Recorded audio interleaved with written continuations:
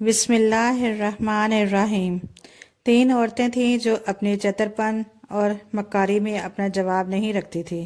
ان میں سے ایک قاضی کی بیوی، دوسری ایک محصول وصول کرنے کی اور تیسری کوتوال کی بیوی تھی۔ خدا کا کرنا کیا ہوا کہ ایک دن یہ تینوں کی تینوں نہانے کے لیے حمام میں گئیں۔ وہاں ان کو ایک بڑی قیمتی انگوٹھی ملی۔ اب ایک کہنے لگی یہ میں لوں گی، دوسری بولی میں لوں گی، تیسری کہتی میں لوں گی۔ آخر یہ فیصلہ ہوا کہ حمام والے کی ماں کے پاس چلو، وہ بڑھیا آفت کی پڑیا ہے، یہ انگوٹھی وہ جس کو دے دیں اسی کی ہو جائے گی۔ خیر سب کی سب مل کر اس بڑھیا کے پاس چلی گئی۔ اس نے کہا میں یہ انگوٹھی رکھے لیتی ہوں، تم اپنے اپنے شوہروں پر جا کر اپنی اپنی مکاری کا جال ڈالو اور جو نتیجہ نکلے وہ مجھ سے آ کر کہہ دو۔ تم میں سے جس کی مکاری سب سے زیادہ اچھی اور تیز ہوگی یہ انگوٹھی اسی کو ملے گی۔ یہ سن کر وہ تینوں راضی ہو گئی۔ قاضی کی بیوی نے کہا پہلا موقع مجھے دو۔ انہوں نے کہا اچھا یوں ہی صحیح۔ قاضی کے گھر کے قریب ان کی بیوی کے ایک رشتہ کا بھائی رہتا تھا۔ قاضی کی بیوی نے اس کو بلایا اور کہا کہ بھائی میرا ایک کام کر دے۔ اس نے کہا کیا کام ہے؟ قاضی کی بیوی نے سارا واقعہ بیان کیا اور کہا اپنے گھر سے میرے گھر تک ایک سرنگ کھدوا دے، جو کچھ خرچ ہوگا میں دوں گی۔ اس کے بعد قاضی سے جا کر کہہ دے کہ میرے ہاں اگر میری شادی میری منگیتر سے کر دو، ان کے آنے کے بعد جو کچھ ہوگا میں بھگت لوں گی۔ غرض سرنگ کھدوا دی گئی اور سالے صاحب اپنے بہنوئی کے پاس پہنچے اور کہا بھائی جان میرے ہاں چل کر ذرا میرا نکاح پڑھا دیجئے۔ قاضی صاحب نے کہا اچھا ہوا تم نے شادی ٹہرائی، میں تو سمجھا کہ تم ساری عمر کمارے ہی رہو گے۔ چلو میں ابھی چلتا ہوں اور تمہارا نکاح پڑھائے دیتا ہوں۔ یہ کہہ کر قاضی جی شملہ باندھ کر چوگا پہن کر اس کے ساتھ چل پڑے، اور جہاں ان کی بیوی نے یہ کیا کہ ایک بڑا بھاری جوڑا پہنا اور سرنگ میں سے ہو کر اپنے بھائی کے مکان میں پہنچی، اتنے میں وہ دونوں بھی آ گئے۔ قاضی نے جو اس عورت کو دیکھا تو ہکا بکا رہ گئے۔ یا اللہ یہ تو میری بیوی ہے، اس کا نکاح پڑھاؤں یا نہ پڑھاؤں؟ ان کی یہ حالت دیکھ کر ان کے سالے نے کہا بھائی جان جلدی کیجئے، یہ بڑی نیک گھڑی ہے، چاند برج میزان میں سے ہو اور سورج اور مشتری کا آپس میں ملاپ ہو رہا ہے، آپ نے جلدی نہ کی تو وقت گزر جائے گا۔ قاضی جی پریشان تھے کہ واقعی یہ عورت میری بیوی ہے یا اس کی ہم شکل کوئی عورت ہے۔ پھر خیال آیا کہ چل کر دیکھ تو لوں کہ میری بیگم صاحبہ گھر میں ہے یا نہیں۔ یہ سوچ کر کہنے لگے بھئی میں نکاح تو پڑھا دیتا ہوں، مگر مشکل یہ ہے کہ میں خطبہ نکاح گھر پر ہی بھول آیا ہوں، ٹھہرو ابھی لاتا ہوں۔ یہ کہہ کر وہاں سے اٹھ گئے، اپنے گھر آئے۔ بیوی پہلے سے گھر پہنچ چکی تھی اور پلنگ پر اوڑے لپیٹے اس طرح پڑی تھی جو گویا سو رہی ہو۔ انہوں نے دروازہ کھولا تو بیوی نے کہا نرگس میں نے کہہ دیا نا میں سو رہی ہوں، کسی کو اندر آنے نہ دیجیے۔ دیکھو تو کیا سرکار آئے ہیں؟ قاضی جی نے کہا بیگم میں ہوں، کہو طبیعت کیسی ہے؟ انہوں نے کہا جی اچھی ہوں، رات کو کچھ بے چین رہی تھی اس لیے ذرا لیٹ گئی۔ اپنا اطمینان کرنے کے بعد قاضی صاحب پھر اپنے سالے کے گھر آ گئے۔ دیکھا تو دلہن وہاں موجود ہے۔ انہوں نے پھر غور سے دیکھا اور سوچ میں پڑ گئے۔ یہ دیکھ کر اس عورت نے کہا آپ مجھے گھور کیوں رہے ہیں؟ نکاح پڑھانا ہے تو پڑھائیے، نہیں تو کوئی دوسرا قاضی آ جائے گا۔ آواز سن کر ان کا شبہ اور بڑھ گیا، مگر کیا کرتے، ادھر اپنے سالے کا خیال تھا اور ادھر فرض کی ادائیگی۔ آخر انہوں نے خطبہ نکاح پڑھنا شروع کر ہی دیا، مگر جب دلہا دلہن سے یہ پوچھنے کی نوبت آئی کہ تمہیں یہ نکاح قبول ہے تو ان کی نظر دلہن کے چہرے کے مسے پر پڑی۔ اب تو ان کو یقین ہو گیا کہ ہو نہ ہو یہ میری بیوی ہی ہے، مگر یہاں سے جاتے تو کیا بہانہ کر کے جاتے۔ آخر ایک بات سمجھ میں آ گئی، کہنے لگے میاں میرا وضو ٹوٹ گیا ہے، وضو کر کے ابھی واپس آتا ہوں اور نکاح پڑھائے دیتا ہوں۔ سالے نے کہا بھئی وضو یہیں پر کر لیجئے، مگر قاضی صاحب کہاں سننے والے تھے۔ بھاگے بھاگے گھر پہنچے، دیکھتے ہیں کہ بیوی پلنگ پر لیٹی کتاب پڑھ رہی ہے۔ یہ دیکھ کر انہوں نے کہا یا اللہ کیا میں دیوانہ ہو گیا ہوں، میری بیوی یہ عورت ہے یا وہ عورت میری بیوی ہے؟ بیوی نے جو ان کو اس طرح کی باتیں کرتے دیکھا تو کہا آج آپ کو کیا ہو گیا ہے؟ گھر میں آتے اور پھر چلے جاتے ہو، پھر آتے ہو اور پھر چلے جاتے ہو، کچھ دیوانے تو نہیں ہو گئے؟ انہوں نے کہا مجھے آج ایک ایسا شبہ ہو رہا ہے کہ تمام عمر میں ایسا شبہ نہیں ہوا، اور شبہ بھی ہوا تو کس پر؟ کہ تجھ جیسی نیک بخت بیوی پر۔ اتنے میں ان کی نظر میز پر رکھے ہوئے سیب پہ پڑی۔ اس کو دیکھ کر ایک ترکیب ان کی سمجھ میں آئی۔ انہوں نے کہا بیوی سیب کھاؤ گی؟ بیوی نے کہا ضرور کھاؤں گی۔ انہوں نے سیب کو میز پر سے اٹھایا، چاقو سے 2 ٹکڑے کر دیے، ایک ٹکڑا بیوی کو دیا اور بھاگتے ہوئے سالے کے گھر پہنچے۔ وہاں پہنچ کر کیا دیکھتے ہیں کہ دلہن آدھا سیب ہاتھ میں لیے بیٹھی ہے۔ یہ دیکھ کر تو ان سے رہا نہ گیا، وہ آدھا سیب دلہن کے ہاتھ سے لے لیا۔ اب جو 2 ٹکڑوں کو ملایا تو دونوں کے دونوں ٹکڑے مل گئے۔ اب کیا تھا، قاضی صاحب تو بگڑ گئے، مگر جب ان کے سالے نے کہا حضرت اگر مجھے معلوم ہوتا کہ اب یہ آفت برپا کر دیں گے تو میں کسی دوسرے قاضی کو بلا لیتا، آپ خدا کے لیے تشریف لے جائیے، اللہ ہماری مشکل کسی نہ کسی طرح آسان کر ہی دے گا۔ قاضی جی نے سوچا کہ بہتر ہے کہ الٹا سیدھا نکاح پڑھا دو، اگر اس نے دوسرے قاضی کو بلوا کر نکاح پڑھا لیا تو بیوی ہاتھ سے جاتی ہے۔ خطبہ پھر پڑھنا شروع کیا کہ ان کی نظر دلہن کے ہار پر پڑی۔ اب کیا تھا، فوراً اٹھ کھڑے ہوئے، کہا ارے یہ تو میرا ہار ہے۔ دلہن نے کہا واہ قاضی واہ، تمہاری آنکھوں میں شاید پانی اتر آیا ہے، جو ہر چیز کو جو تم گھور گھور کر دیکھ رہے ہو۔ نکاح پڑھانا ہے تو پڑھاؤ، نہیں تو یہاں سے دال پہ عین ہو جاؤ۔ انہوں نے کہا بیگم صاحبہ اب خفا کیوں ہوتی ہیں، میں خود ہی جاتا ہوں، لیکن اگر تم نے کسی دوسرے قاضی کو بلا کر نکاح پڑھوایا تو میرے سے برا کوئی نہ ہوگا۔ یہ کہہ کر وہ اپنے گھر آئے، دیکھا کہ بیوی وہی ہار پہنے بیٹھی ہے۔ بڑے پریشان ہوئے کہ یا اللہ میرے ساتھ یہ کیا ہو رہا ہے۔ پھر غور سے ہار کو دیکھنے لگے۔ بیوی نے کہا آخر یہ کیا ہے، تمہاری آنکھوں میں شاید پانی اتر آیا ہے، جو تم ہر چیز کو گھور گھور کر دیکھ رہے ہو۔ یہ بات سن کر تو قاضی کے بوجھ جاتے رہے، کیونکہ یہ وہی لفظ تھے جو دلہن نے ادا کیے تھے۔ کہنے لگے استغفر اللہ، میں کچھ دیوانہ ہو گیا ہوں۔ بیوی نے کہا ضرور دیوانے ہو گئے ہیں، یا تو تمہاری کچھ آنکھیں خراب ہو گئی ہیں یا تمہارا معدہ خراب ہو گیا ہے۔ قاضی جی نے کہا بیوی تم سچ کہتی ہو، کل میں دعوت میں زیادہ کھا گیا تھا، شاید اسی کی وجہ سے میرے دماغ پر کچھ اثر پڑ گیا ہے۔ بیوی نے کہا تم اپنے معدے کا علاج کرواؤ، ورنہ میرا تو جینا مشکل ہو جائے گا۔ تم جانتے ہو کہ معدے کا اثر دماغ پر پڑتا ہے، اور دماغ بگڑنے کے بعد انسان کو پاگل خانہ بھیج دیا جاتا ہے۔ میاں نے کہا تم خاطر جمع رکھو، میں ابھی حکیم جی کے پاس جاتا ہوں۔ یہ کہہ کر وہ پھر اپنے سالے کے گھر آئے۔ اس نے کہا تم تو کہہ گئے تھے کہ میں نہیں آؤں گا، اب کیوں آ گئے؟ انہوں نے جواب دیا کہ بھلا تمہارا نکاح پڑھانے میں میرے سے زیادہ اور کس کو حق پہنچ سکتا ہے، اسی لیے میں آ گیا ہوں۔ دلہن نے کہا قاضی صاحب تم ضرور دیوانے ہو گئے ہو، یا تو تمہاری آنکھیں خراب ہو گئی ہیں یا تمہارا معدہ خراب ہو گیا ہے۔ تم اپنے معدے کا علاج کرواؤ، ورنہ تمہاری بیوی کا جلنا مشکل ہو جائے گا۔ تم جانتے ہو کہ معدے کا اثر دماغ پر پڑتا ہے، اور دماغ میں گڑنے کے بعد انسان کو پاگل خانہ بھیج دیا جاتا ہے۔ یہ سننا تھا کہ قاضی صاحب آپے سے باہر ہو گئے اور چھوٹتے ہی دلہن کے ایک تھپڑ دے مارا، لا حول ولا قوت، اور لا حول ولا قوت پڑھتے ہوئے اپنے گھر آ گئے۔ یہاں آ کر کیا دیکھتے ہیں کہ بیوی بیٹھی اپنا کلہ یعنی غرارہ سی رہی ہے۔ اب کیا تھا، سمجھ گئے کہ ہو نہ ہو ان کی بیوی کوئی بھوتنی ہے کہ جہاں بھی رہتی ہے اور وہاں بھی پہنچ جاتی ہے۔ اس خیال سے بیچارے پر ایسا دھچکا لگا کہ واقعی دیوانے ہو گئے اور پاگل خانے پہنچا دیے گئے۔ جب بیوی نے دیکھا کہ ان کی مکاری انتہا کو پہنچ گئی تو یہ حمام والے کی ماں کے پاس پہنچی اور سارا قصہ اول سے آخر تک سنا دیا۔ بڑھیا نے سن کر کہا شاباش بیٹا، خوب کام کیا، اور محصول والے کی بیوی سے کہا لو بھئی اب تمہاری باری ہے، ذرا اپنی کارگزاری دکھاؤ۔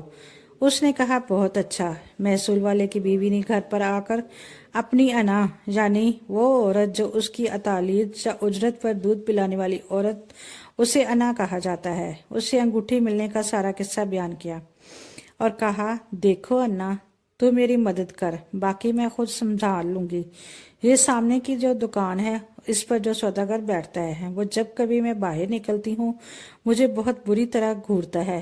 تو یہ کہہ کر اس کے پاس جا اور کہہ کہ بیوی نے پڑھایا ہے کہ آج رات کو عورتوں کے کپڑے پہن کر آ جاؤ، لیکن میرے لیے کچھ نہ کچھ تحفہ ضرور لانا، رات مزے سے گزر جائے گی۔ سرکار یعنی میرے شوہر باہر جا رہے ہیں، کوئی خطرہ نہیں۔ اور انا تو اتر گئی، اور ادھر اس عورت کے میاں گھر آئے تو بیوی نے کہا میاں آج رات کو میری ایک سہیلی آ رہی ہے، تم رات کو دفتر میں ہی سو جانا، مگر یہ ضرور کرنا کہ بازار سے کھانے پینے کا بہت سا سامان بھیج دو، تاکہ یہ کہنے کی گنجائش نہ رہے کہ ہم بہت کنجوس ہیں۔ میاں نے کہا تم حوصلہ رکھو، میں اتنا کچھ بھیج دوں گا کہ تمہاری سہیلی بھی خوش ہو جائے گی۔ رات کے کوئی 8 یا 9 بجے تک کھانے پینے کا سامان آ گیا اور 10 بجے وہ سوداگر بھی بڑے ٹھاٹ سے عورتوں کا لباس پہن کر آ پہنچے۔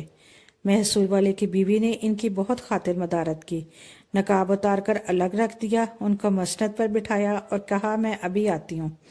یہ کہہ کر باہر گئی اور اپنی ایک ماما یا نوکرانی سے کہا، ماما ابھی میرے میاں کے پاس جا اور کہہ کہ آپ کی بیگم صاحبہ نے عورت کا لباس پہنا کر ایک مرد کو گھر بلایا ہے، آپ جلدی آ جائیے ورنہ آپ کا گھر بگڑ جائے گا۔ وہ نوکرانی گئی اور پھر یہ اپنے مہمان کے پاس آ بیٹھی۔ جب محصول والے کو یہ خبر ملی تو وہ پریشان حال بھاگتا ہوا گھر آیا۔ دروازے ہی میں گھسا تھا کہ نوکرانی نے آ کر ان لوگوں کو اطلاع دی کہ میاں آگے ہیں۔ یہ سن کر اس سوداگر کے تو حواس باختہ ہو گئے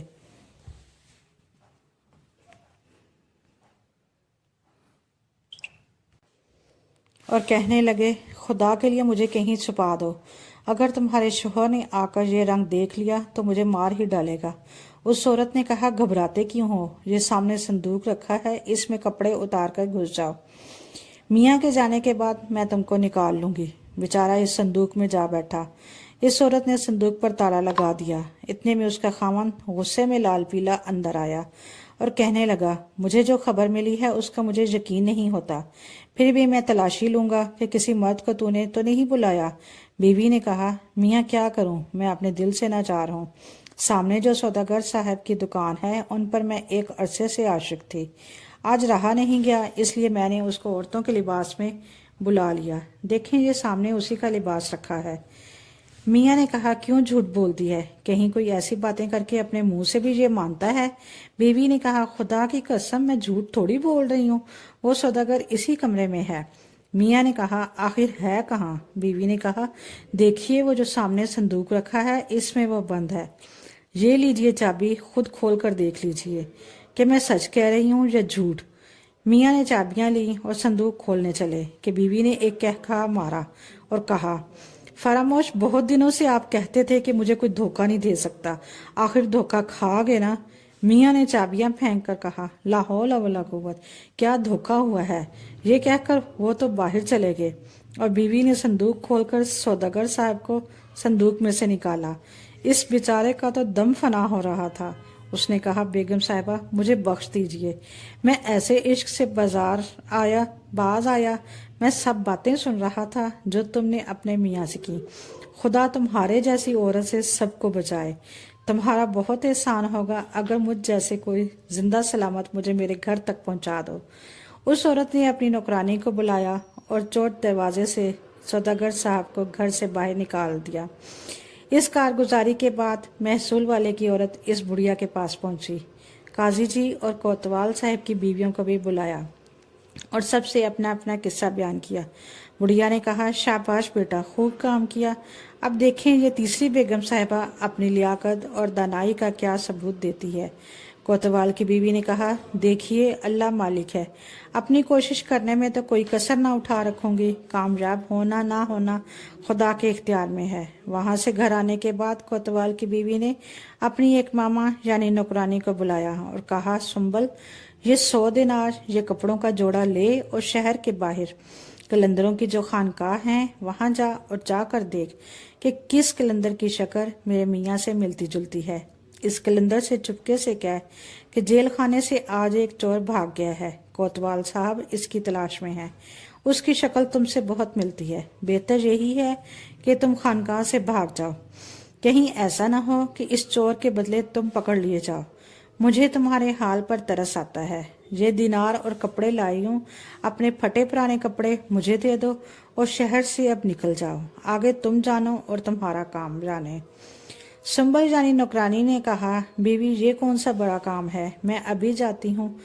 غرض وہ نوکرانی رات کو خانقاہ میں پہنچی، ایک قلندر کو دیکھا، اس کی شکل عین کوتوال صاحب سے ملتی جلتی تھی، اس کو چپکے سے بلایا اور جو کچھ اس کی بیوی نے سمجھایا تھا وہ سب اپنی طرف سے بڑھا چڑھا کر اس سے کہہ دیا۔ بیچارہ قلندر گھبرا گیا، چپکے سے اپنے کپڑے ماما کو دیے، نیا جوڑا پہنا اور دینار جیب میں ڈالے، خانقاہ سے فرار ہو گیا۔ سنبل نے یہ کپڑے لا کر بیوی کے حوالے کر دیے۔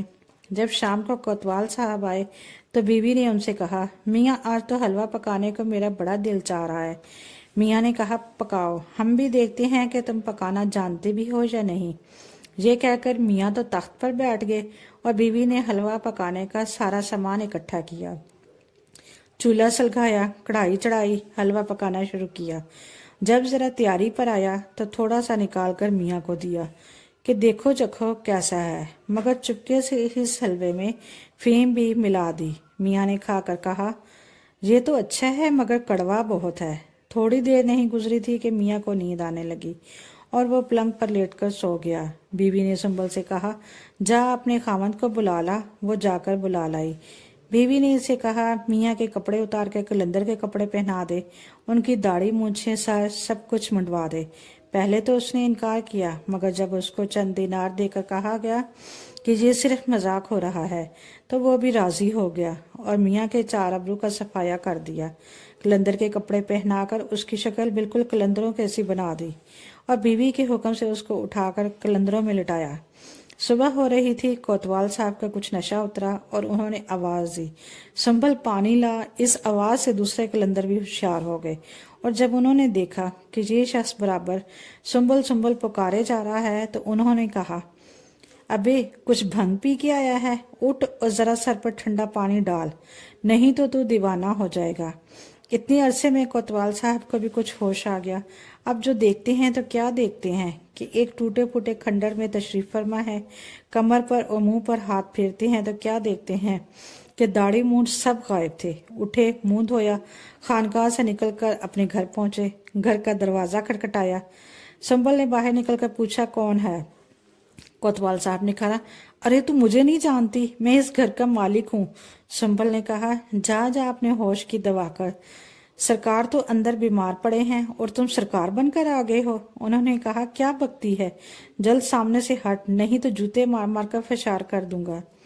ये कहकर कोतवाल साहब अंदर घुसने लगे। इस बार संभल ने इस जोर से फूंकी कि उनके सर पर फूंकनी मारी कि वो चकरा गए। उन्होंने उसके सर पर थप्पड़ मारा कि उसने शोर मचाकर तमाम नौकरों को इकट्ठा कर लिया और कहा, देखो इस मोह कलंदर को, हमारे घर में कैसे घुसा चला आता है और कहता है मैं इस घर का मालिक हूँ।